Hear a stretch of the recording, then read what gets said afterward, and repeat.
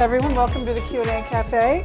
It's been a wonderful year, and thank you for being so loyal and showing up month after month. I can't believe the year went so fast, and very happy to have Scott MacFarlane here of CBS News. I know I must seem incestuous, but I don't do that often. I don't have CBS people on that often, and I do because in the case of Scott, he just gets my attention so much because of his excellent reporting in a field of so many excellent reporters. One of them is here in the room with us, Caitlin Huey-Burns. So, Caitlin, thank you for joining us also. And we're going to start again at the end of January, I think. So just Stay tuned. But we're going to get to the year because you've had a year. But I thought we might start with just a little bit about you because, when you come in, all the guys on the crew, they know you because, and why do they know you? Because you spent, 8 years covering local Washington? 8 wonderful years covering the DC government. Let me tell you, I thought Congress had drama. It's almost as much as the DC government can have at some moments. The storylines, the characters, the infighting, it was a good warm-up for covering the U.S. Capitol. Yeah, it's so interesting you should say that because I wonder when you watch what's happening right now with DC with the crime rate and the kinds of crimes. The pernicious carjackings up 100%. Do people realize how remarkable and preposterous that is? So would you be saying to the assignment editor, I want to cover that? I think what I would say is I want to cover why so many of them are kids. Why is it that preteens have had an epidemic of carjackings? And ultimately, when you dig into that root and into that soil, you're going to start finding issues about social services, about education, about gaps, about people experiencing homelessness, and you're going to find deeper, more substantive issues, more pernicious issues that need to be addressed. The DC government recognizes it, and there's just so many dynamics, I'm not sure they can fix it in the short order that politics requires. So why doesn't Mayor Bowser get more heat? Why isn't there more of a sound of people out there wanting to, get her job away from her? So which one of those factors do you blame first? Do you blame the government? Do you blame children's parents? Do you blame the school system? Because in every community across America, a lot of people like to blame the schools for a lot of things. Does everything fall on the shoulders of a mayor when you have a crime problem? I'll tell you though, having watched federal elections and statewide elections elsewhere, boy, those crime problems do cause political kryptonite. Yeah. New York's governor barely won re-election in a remarkably blue state because of crime. How many members of Congress lost their seats because of local, not federal, crime? It's really a cancer politically, but the DC government seems to have withstood it. Mayor Bowser seems to have withstood it. The mayor seems to have withstood it. Yeah, and that's. I wonder how long, though. She was just reelected, so she's got time to turn it around, so to speak. But it just feels like it's out of control. That's. What were your favorite kind of local stories to cover, though? I'm sure it wasn't crime. I adored covering local schools because our area, unlike other areas around the country, has these hulking, monstrous school districts that are lined with money. If you go up to upstate New York or Northwest Ohio, the school districts have little local school boards, little tiny budgets, one high school, one elementary school, one middle school, and that's your school district. Here you have CEOs of Fortune 500 company type work to run school systems, and they have the ability to do anything. Programs for everything. Diversity unseen in other parts of America. Just fascinating places where everything is possible, good and bad. And I can tell you, being married to a teacher and having a social circle filled with teachers, they can tell you it is not the experience it used to be. Those cell phones have changed teaching. The ones in the hands of the children? The ones in the hands of the kids. Yeah. It has made teaching by orders of magnitude more difficult than it used to be. Add all the other dynamics that go along with the changing student body because of social media and phones, and it's not the same thing it was 5 years ago, 10 years ago. I think teacher turnover and cell phone distraction is the most underreported story in education. And what do the parents want? Do the parents want their children to have the phones? I'm a parent. I don't know what I want. I want to have a tether. I want to have an ability to communicate with my child when, work keeps you late. But I don't need my son or my sons to have social media access. I don't need my sons to be pressured into doing the things that cell phones can do. But I also know that I had a capability of being far more attentive in school because I didn't have one. Yeah. And I don't know what the parents want. I don't know that the parents know what they want, but I do know something. I hear the criticisms from people in the education space that schools tend to be subservient to what the parents want. Do your, not to make it about your children, but you can go as far with this as you want, but do your children see the degree to which you use social media? And do you say, well, this is my work, that's why I do this, that doesn't mean it's okay for you? That conversation is imminent.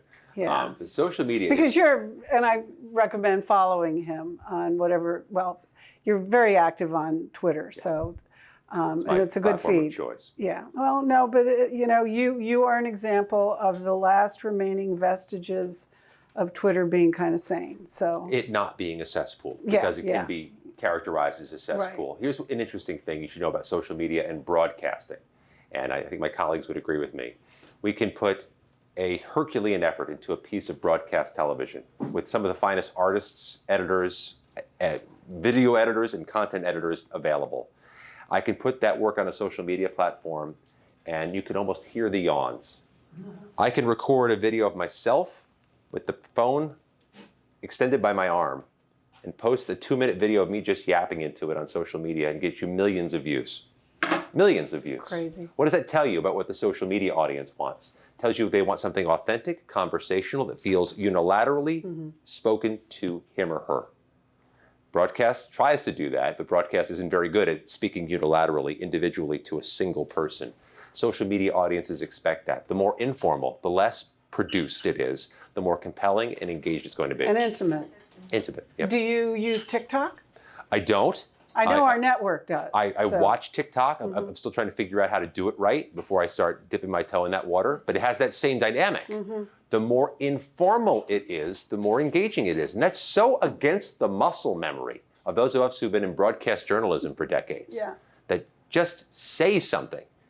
Be authentic, be accurate, and be casual and conversational. But don't you feel when you are, for example, not doing a pre-scripted report for a broadcast, but instead doing a conversational two-way with an anchor, more often on the stream, which is our version of cable. Don't you feel that's more nearly what social media provides? Because you're just standing there talking. I feel much more comfortable unscripted. Those of us who have a certain background in broadcasting feel more comfortable unscripted. I actually ask not to have a teleprompter when I'm in a studio. I'd rather work off of memory or work off of an outline, because I feel like I'm more conversational than when I'm actually looking at that text go up and down that camera lens. But when you're anchoring, you rely on it. Yeah, they want me to be accurate with the actual words they've chosen when I'm anchoring, but if I could talk them into it, I'd say turn it off, let me just work off memory. It's so interesting, isn't it? Because when you're anchoring, that teleprompter and that script is actually more for the control room. It is. It is. Try to hit those landmarks if you can. I grew up as a broadcaster in radio, in music radio, and then later in news radio. And you have this unique dynamic that's hard to characterize unless you've tried it. You're there with just a microphone, and you've got to engage an audience orally, verbally. It means you have to have a unique and distinctive conversationalism, energy, and warmth. And that is a difficult dynamic to pull off when there's a camera on you, you have makeup on, somebody else combed and sprayed your hair for you, which I'm still getting used to, and you're working off the written word. And I think that those of us in broadcasting who came up through radio prefer to be unscripted and engaging and just conversational. Yeah, I mean, I think for me, the comparable is I came up in print, you know, so but it's a skill set that's embedded in you like riding a bike because of how you come up or came up. You're going to Syracuse. Is that telling us you're a New Yorker? Are you from New York? Yeah, upstate New York. Upstate where? The other part of New York. Yes. Well, if you live in New York City, upstate New York is literally across a bridge from the river that forms the perimeter of New York City. I grew up about an hour and a half north of New York City. Where? A tiny little town called Highland, New York, which is in Ulster County, which is a rural and tourism county. 3.5 hours north to Syracuse, which I adored. Two of the best student radio stations in America, WJPZ, WAER, both in Syracuse, New York. I was fortunate at 17 years old to find that my wife was living in Syracuse, New York, on the first day of college in the same dorm 2 floors Oh, up. wow. And so that was love at first sight, and we've been dating and married ever since. That's wonderful. Congratulations on that. She's the one. She's the one doing the hard work. She's sticking with me. Well, I don't know. We'll bring her in and ask. Did journalism and broadcasting find you, or did you find it? I was pursuing it since I was 14 years old. Because?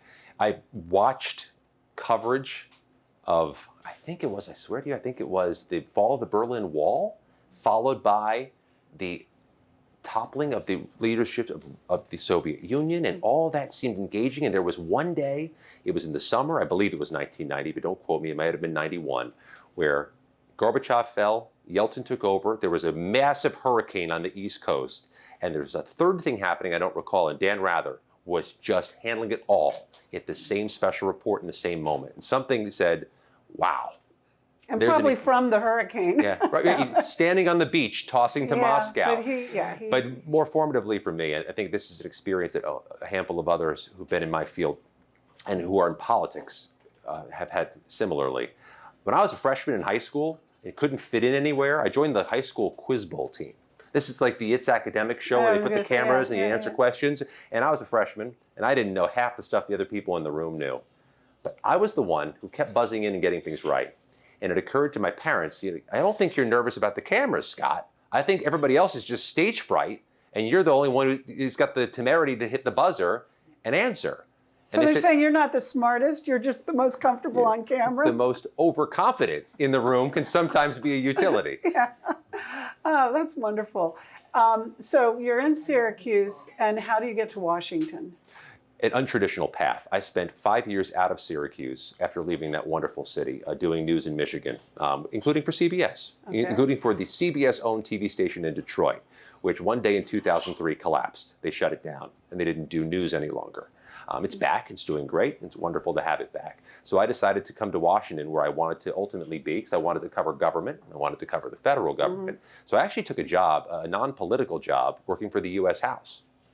They actually had a demand for my services. You're on the inside. On the inside. They wanted somebody who could help produce media, radio shows, TV shows, write them and host them for the members of Congress. So I came in here as a congressional staffer and met and became drinking buddies with a lot of folks who are now chiefs of staff, staff directors, committee leaders. And that education from the inside was priceless. The networking was priceless. And I developed an affinity for Congress, working for it, and then became very marketable as a congressional correspondent. I did it for 8 years for the Cox Media Group and its affiliates around the country. They're based here in Washington, obviously. And then for NBC4, I worked for 8 years investigating and covering government. Going to local wasn't necessarily a traditional choice after being at Cox, but did you find it boosted your career making that choice because it's Washington, D.C.? Yeah. And a local reporting job in D.C. can sometimes, especially for an owned station. The NBC station in Washington, D.C., its remarkable leadership is perhaps one of the highest and most visible jobs you can have in Washington. Yeah. That's saying something. Yeah. It's just such a good station, so well run, and so omnipresent, so watched. Yeah. I still have members of Congress who recognize me and say, "What do you want to know for Channel 4 today?" I'm like, "Well, I'm not here for them today, but thank you for patronizing the local TV station." You were still with Channel 4 when January 6th insurrection happened. Right. Where were you? I was at home because they had limited the number of people in the Capitol because of COVID, pre-vaccine COVID, which, by the way, is still a dynamic that people need to recognize about January 6th. It was also a super spreader event, in addition to being the most horrific moment in modern history. I watched it from home, but thankfully, as somebody who covered both the Congress and covered the federal court system in Washington for the local Washington TV station, I was very well sourced, because this is the biggest crime and biggest criminal prosecution in American history. It's going through my local courthouse, where I know the clerks, the judges, and the attorneys, and it involves Congress. So it was a good marrying of my two areas of expertise. And was that how you ended up at CBS? Because how did that transpire? I think it added some visibility, because immediately after January 6th, due to having some unique standing in the reporting, I was called up to work for NBC. In addition to my local duties, I was handling assignments for the network and for MSNBC. And that added to some visibility. And I think the folks at CBS may have noticed that. Good for them. I think you'll all find out as we go on to talk about January 6th and all of that, why it's always so interesting to be on our 9:40 political call to hear what Scott has to say. And not all of it can you say on the air, but you share so much background and insider information with us. So being that this is our last show of the year, I look back on the year, and it's been quite a year for you and the beat you cover. If you had to pull some things out that stand out for you as the most remarkable, notable, what would they be? Because as you kind of outlined, you cover Congress, but you also cover federal court, superior court, where all these truly percolating things are happening, historic things are happening. I mean, and it can be as ridiculous as Congressman Santos. But, That's a good word for it. But also as precedent-setting and historical as what's happening with former President Trump. So share with us what stands out for you. There are two moments that are etched in my memory from this year, and I'm going to put aside all of the historic and crazy things that we can list. The expulsion of a member of Congress, the third time since the Civil War. Put that aside. The ousting of a U.S. House Speaker for the first time in U.S. history. And then the stalemate in electing a new one. Let's put that aside. So we're putting some pretty big cards off the deck here. Oh, by the way, there's likely to be a government shutdown in January, if not February. We had two of those. We almost had a debt ceiling collapse. Let's put all of that aside. Two moments stand out that I'll never forget. First week of August, 2023. I was at the federal courthouse as we awaited the charging documents on Donald Trump.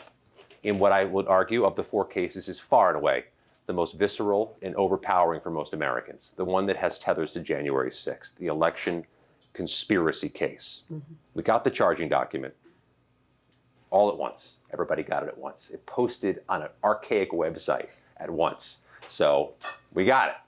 And you know this better than anybody. You don't get a half hour to spend reading it, studying it, calling a buddy, getting some analysis before you go on television.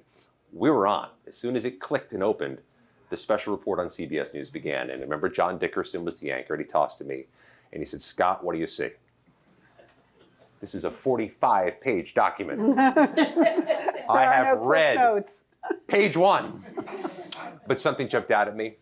And I emphasize this to the CBS News audience, and I hope I made the impression I needed to make. I saw the four charges. They were what we expected. There had been some sense in some of the previous public statements about what the charges were likely to be, and the charges were what we expected them to be. So I mentioned the four charges. That wasn't what caught my eye. The four charges included a conspiracy charge, obstruction of an official proceeding. That's the charge a lot of the January 6th defendants faced. God, he's facing the same thing the rioters faced. There was no charge of incitement of insurrection. There's reference to January 6th in there. It's going to be relevant at the trial, but he wasn't charged for inciting an insurrection. That was important. But I couldn't take my eyes off the number of the case. The nomenclature they use in the top of the page means something. And I learned it through the years covering the courthouse. It had a case number, 23-CR-257-TSC. There's a lot to unpack there. 23 means it's the year 2023. CR means we have a criminal case. You know that. 257 means it's the 257th criminal case to be filed in the federal court in 2023. Nothing interesting there. TSC. I stopped John Dickerson and said, hold on a second. This case is assigned to Judge Tanya S. Chutkan. That's what the initials mean. Judge Tanya Chutkan, of the nearly 24 federal judges in the D.C. court, whether Trump knows it or not, is literally the last judge he wants assigned to this case. He lost the judge lottery. And it is a lottery they have, where they randomly draw a case, assign it to the next judge up. She was the next judge up. Judge Tanya Chutkan is the only judge I've watched consistently going above the recommended sentence for January 6 defendants. Most judges, if not all of them, always go below what the Department of Justice recommends for reasons I don't know. Judge Chutkan goes above. Not always, but a lot. It's been noticeable. Judge Chutkan, unlike all of her colleagues at January 6 sentencings, unscripted, uncorks on the horrors of that day, the damage it's done to democracy, the fact that we're still under threat, that democracy is still at risk of becoming unbound, and she has said in so many words that somebody has yet to be held accountable for it when she talks to the January 6 defendants. It's no mystery who that somebody is. But most impactfully, Judge Tanya Chutkan conspicuously does not allow for delays in cases. Every criminal defendant wants to hold things up. Let's push this back. Let's wait a couple months. Let me get some more discovery, more filings. Let me do some more research. She doesn't have that. And that's Trump's MO. He's going to want to drag this out till the election. This is the last judge through whom he wants to try to do that. And it's proven itself to be true. He has tried everything, including the kitchen sink, to delay that case in that trial from March 4th. She's not having it. He lost something big in addition to facing 4 federal charges at that moment. And we talked about that in the first minute of the CBS News special report. I'm glad it's borne itself to be true. That's one thing. The second thing is a character story. One of the other January 6 defendants went on trial. Relatively higher profile, but he gave me every indication I need to have about what's going to happen in 2024. His name is Richard Barnett. He's a guy from Arkansas. He's the one, for those of you who followed this, who put his feet up on the desk in Nancy Pelosi's office and left that vulgar note and was in her office. And he has been a character in a charitable use of the phrase. He has enjoyed, or at least reveled in, the media attention. He has done many interviews. He has championed his case. He is fervent in his beliefs and his support of Donald Trump and the efforts to overturn the 2020 election. He went on trial, and he's the guy. I'm taking the stand. We're going to do this. I'm going to be cross-examined. I'm going to make my case. I'm going to be colorful. I'm going to make an argument. There's reporters here. I'm going to make it a TV-worthy event. I'm going to be a star. So the prosecutor, he had a pretty polished Justice Department prosecutor for the cross-examination, and he set one of the greatest bear traps I've ever seen. And I watched this play out, and I realized that hearts and minds have not changed for a lot of Americans when I watch Richard Barnett testify. The prosecutor begins the cross-examination with a series of questions and then pivots and asks Richard Barnett, "Do you love the Bill of Rights?" Richard Barnett didn't just say yes. He goes, "Hell yes, I love the Bill of Rights." "Do you love the First Amendment, Richard?" "Hell yes, love the First Amendment." "Do you love the Second Amendment, Richard?" "Hell yes, I love the Second Amendment." "Do you love the Third Amendment?" "Yes, I do." And the prosecutor asks, "What is the Third Amendment?" He didn't say, "Oh, crap," but his face told the story. And it was an indication that there are January 6 defendants with their freedom on the line, facing the prospect of prison, who still resiliently argue that 2020 was a rigged election and that Donald Trump is coming back.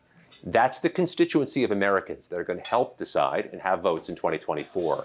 That's where we're going. And those two moments stand out to me. What happened to Barnett? He was convicted in less than 3 hours by a D.C. jury that didn't even bother to get the free lunch. And there's a statistic that I often mention on CBS News, and I think it's worth emphasizing. The Department of Justice is building some muscle memory here. They've had 1,200 people charged. Think about that. 1,200 people charged in connection to the same crime.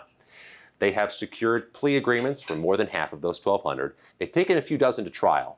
A few dozen have agreed to go to trial. For those who've gone to trial by jury, 100% have been convicted. 100%. And Donald Trump would face a D.C. jury. There are some, though, who have relented in their support of Trump, right? Or have said they regret having been. I mean, isn't there some? I mean, maybe not even a lot, but there is some. There are equivocal statements of remorse. Looking for mercy. When you go to sentencing, you ask for mercy. You say you regret what you did. You shouldn't have been there. If I had to do it over again, I wouldn't be there. I was caught up in the moment. I didn't go there to cause harm. You don't hear Donald Trump's name invoked at sentencing for January 6th. They don't say Donald Trump led me down a bad path. The defendants don't. Yeah. The defense lawyers do. Yeah. They argue this. They thought they were following orders from Donald Trump. The defendants equivocate when it's their turn to ask for remorse. That's a sense of the constituency that's going to be part of the 2024 elections. You've been in the courtroom also with Donald Trump. Tell us about that. I'm sure you've been around him before you covered it. I've been in 3 different courtrooms with Donald Trump now, in Florida, in New York, and in Washington, D.C. Okay, so is he different? Has he been different in each of them, or has he been the same? What have you seen? What are your observations? He's been consistent. I think those who've watched him during that civil fraud trial would say he was a little different then. He was showing his emotions on his face. So far, though, in Florida, in New York, and Washington, D.C., other than his actual arraignment where they charge and he pleads not guilty, he doesn't have to go to the many, many hearings that are taking place. He tends to be, silent, hunched over. He's got a pen and paper in front of him. I never see him use it. Not chattering much with his lawyers. Kind of surveying the room, looking to see who's there. He makes notes of people that he a wave to somebody he likes, a sneer at Jack Smith, the special counsel. But I think people need to recognize what's about to happen in March. Right. I think people have failed to have a proper appreciation of what's about to happen in this city starting March 4th. Assuming Judge Chutkan, who we just talked about, doesn't delay that trial, and she's Stands given no her ground, indication. This is a 3-month trial in which Donald Trump must appear every day in our city. So that's going to bring some people. That's going to bring a halo of protesters and counter-protesters and a security presence that maybe. And this will be at the federal courthouse right near the Capitol. Right. But more importantly, Donald Trump's got to be here every day for 3 months. And he doesn't own a hotel anymore. But he'll have to find a different place to stay. I'm sure he'll find. But he's not campaigning, is he? And he's in a courthouse without cameras in which he's about to be pilloried. How's he going to carry that? What's his demeanor going to be like in the courtroom? Is he going to come out every day and hold court? Is he going to be silent? What's going to happen to our city? There's going to be jurors. There's going to be 14 jurors, 2 alternates minimum. Are they going to get doxxed? Might even be somebody in this room. The summons are starting to go out. The questionnaires are starting to go out. Just be aware there's a trial beginning March 4th. You may be in the jury pool. Are you available for a prolonged trial? How many people do they send the questionnaires to? I think it's going to be wide because they're going to need to have a large pool of people from which to draw. Yeah. But this is going to be potentially a transcendent event in D.C. history, and this city doesn't have many transcendent historic events. Well, but doesn't Trump, in a way, consider these trials a form of campaigning? It's an unorthodox one, but I think certainly. I mean, it's certainly a way of campaigning for funds, for fundraising on True Social. It should be a fire hose of campaign donations during a trial. There's no camera in there. And so it's up to people like me to tell the public what happened. And I don't think he trusts us. And I know he doesn't You have to be in the trial, run outside, be in the trial, run outside to your camera. There's no cameras at all in a federal courthouse. We know he doesn't trust people like me because in a court filing a few weeks ago when Donald Trump said he would support the televising of this trial, which won't happen, but he says he supports it, he says he doesn't want the public listening to, in his attorney's words, biased reporters. To change to another person for a moment, to President Biden, isn't there something happening today with the Oversight Committee about impeachment? Isn't there a report that's coming out, that's already out? I think Playbook had it. Is that going to come to anything? I mean, what teeth does it have? I think there'll be an impeachment inquiry vote, which is a procedural matter that's not trivial. And I think that the House Republicans are looking for a chance to have a bite at that apple. So they'll have an impeachment inquiry vote to more robustly authorize or launch a review toward impeachment. And that could come as early as next week. In fact, I would expect it to be next week. What happens next seems to require some type of game-changing dynamic.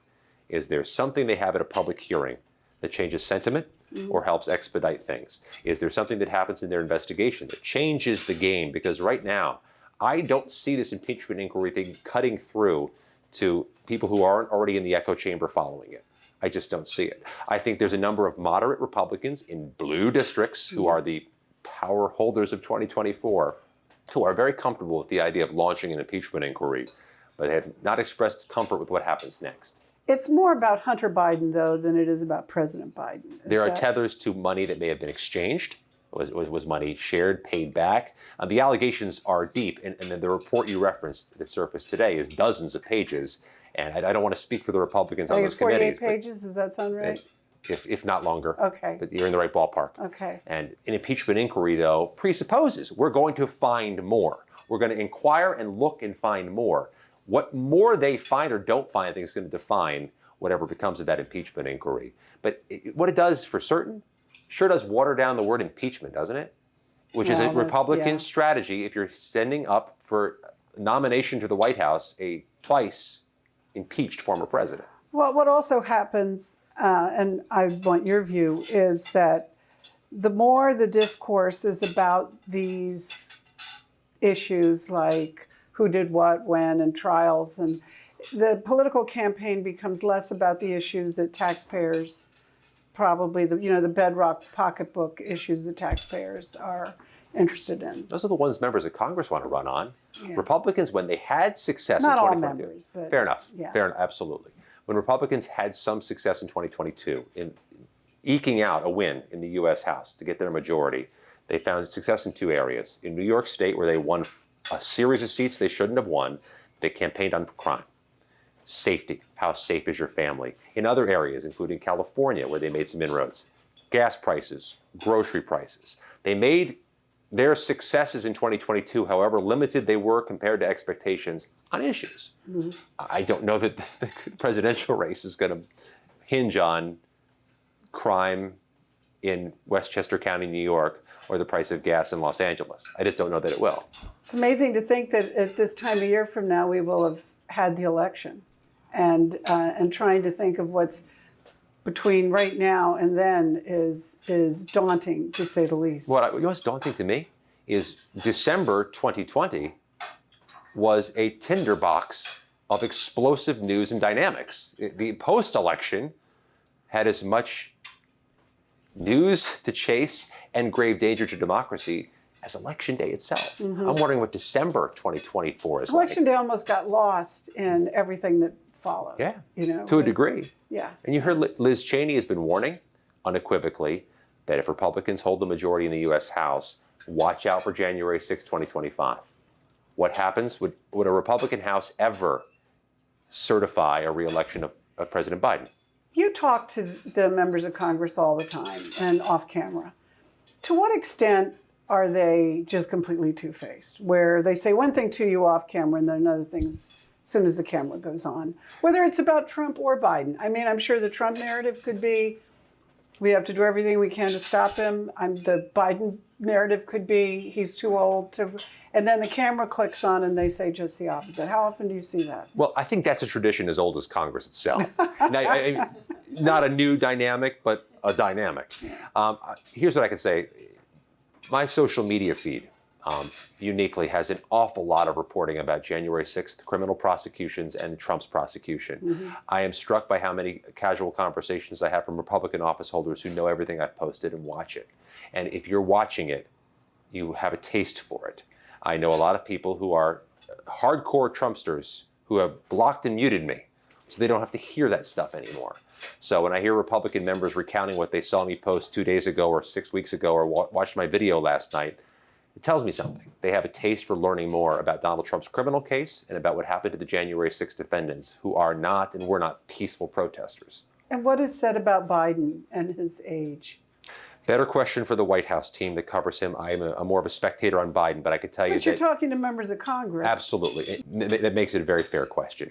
I certainly was at the Kennedy Center Sunday with the president and watched every Democratic member in the audience give him a standing ovation. Are they using the phrase Bidenomics? I don't know about that. I don't hear that a lot at the Democratic press conferences. Well, now Maganomics has entered the conversation. The White House has made a communication strategy to use the phrase Bidenomics to argue that job growth has been robust over the last few years. When Democrats have their press conference each week, they don't say Bidenomics. They say people over politics. Those are different, divergent messages. That tells me something a year before an election, that we're not on the same page communications-wise. Mm-hmm. There's some types of delta there, and I'd love to know what's behind that. So tell us what's behind George Santos. How was he able to happen? With a shout out to my colleague in the room, Caitlin Huey-Burns, who was among the leading reporters on George Santos at the start. I got a cell phone call with George Santos a few days after his election. I thought he was distinctive. He won a very... Was he on your radar at all? From the start.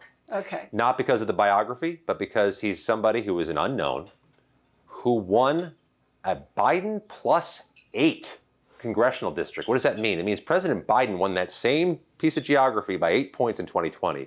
How did a Republican I've never heard of just win this thing back? So we had a long cell phone call. He told me he was going to run to be the freshman class president. He was going to win, that his background is unlike anybody else. And to a degree, his background is unlike anybody else. There's many backgrounds. Whichever background is real is unlike anybody else. His biography fell apart pretty quick thanks to the New York Times and some other great reporting, including Caitlin's. But something else was worth mentioning about George Santos. George Santos must have been one of the most chaste individuals outside of a Western movie in American history. How many times have you seen that guy on camera getting pursued by a scrum of reporters? There's two reasons that happened. First of all, because you never knew what he was going to say next, and there was a mandate to make sure you're there each time he said something, but also because George Santos seemed to embrace that.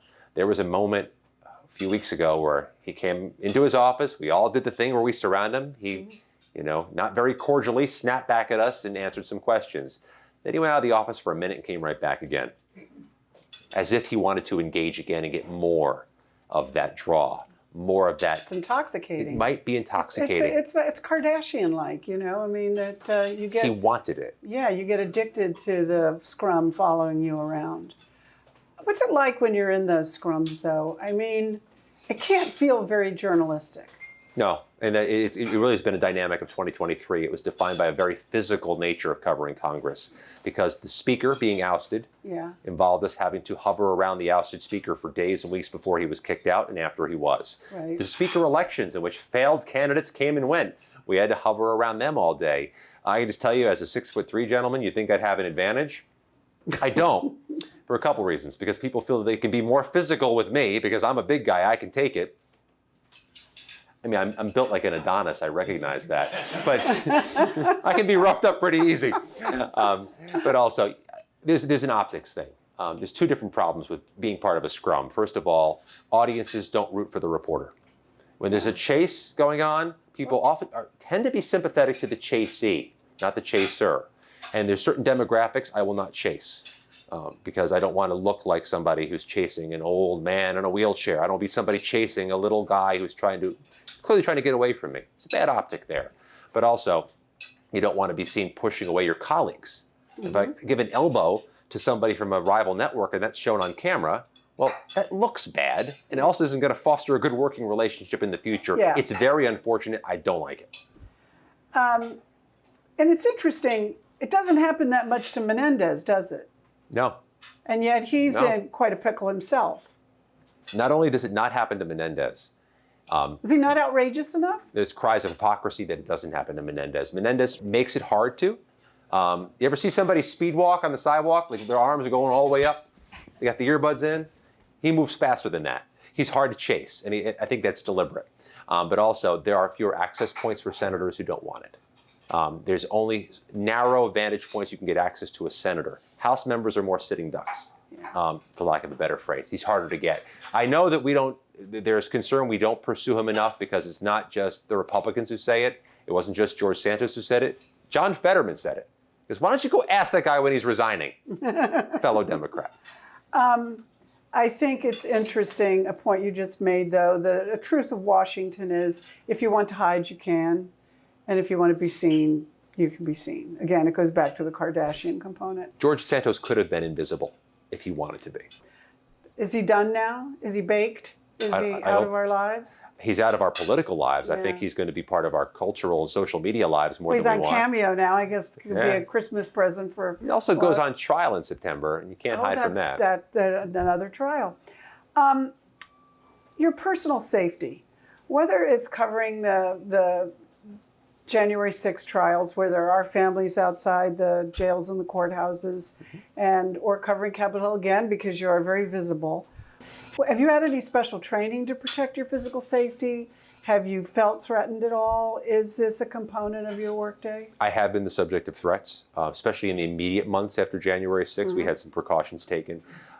There was one particular live report we did outside the federal courthouse in Washington. I think it was the second time or the first time Donald Trump went into that courthouse, where there was some especially aggressive heckling of me singularly. It's a nature of, more of covering January 6th and covering Congress. Right. I think Congress is it's a nice little bubble we're in there. Yeah. Other than that one day in American history, it's pretty much a fortress. And I think covering politics is less combustible than covering Trump or covering the insurrection. In those situations where there are protesters, crowds, are the police protecting? Who are the police protecting? Are they protecting you? They certainly would protect me if there was a physical threat, but they're not going to stop people from exercising their First Amendment rights and saying vulgar things about me and my family while I'm trying to go live on television. Yeah. We have private security for that, or we'll have or take our own precautions and just move locations. They're there to protect the courthouse. Yeah. They're there to protect their jurisdiction, but they certainly would stop any physical attacks that were imminent. Well, our time is just about up. Are there any markers you want people to be aware of? I know you mentioned March, and I believe Trump goes back into the courthouse this week. Am I correct? He goes back into a courthouse. There's no need for him to be in this courthouse. Okay, He's back in New York again. So that you don't have to go up to New York to cover him. I may have to go up to New York to cover him. Okay, so there you go. Put March 4th in indelible ink on your calendar. I'm telling you, if that date stays, and there's a better than 50% chance it does, it's transformative to our politics, potentially to this election, to this city, to the ability to move around this city, and to everything the local media does. March 4th is a dynamic I've never seen before. Keep that on your calendar. I'm also looking at mid-January. January 17th, I believe is the date. Shutdown? No. I don't know how they avoid it at this point. They've used That's so bad for Washington, though. I mean, it's bad for the nation, but it's like millions of people get impacted. All the federal workers, but military members without paychecks, people going on furlough, people who can't show up to a job if they're not getting paid. So the TSA checkpoint gets worse. The Border Patrol position gets unfilled. But I think they've used all the bullets out of their gun they can use to push it to January, and they're not tending to it right now. They're bogged down in other stuff, be it the impeachment inquiry, high-profile hearings before the December holiday break, and trying to get Ukraine funded, which is itself a quagmire that comes first. Yeah. There's no sign of progress before mid-January. Well, on that note, I wish everybody a very happy holidays. Scott, thank you so much. I mean, again, like I said, you can understand why I love listening to everything you have to say. Follow him on Twitter. And, of course, I'm a homer, watch CBS. But thank you all, and I hope to see you in January, early February when we resume. Take care. Thank you. Thank you, Scott. Thanks, guys. Thank you all. My kids and wife are like, when are you going to stop talking? You all wanted to hear me speak. It's just a nice setting. Thank you all for coming.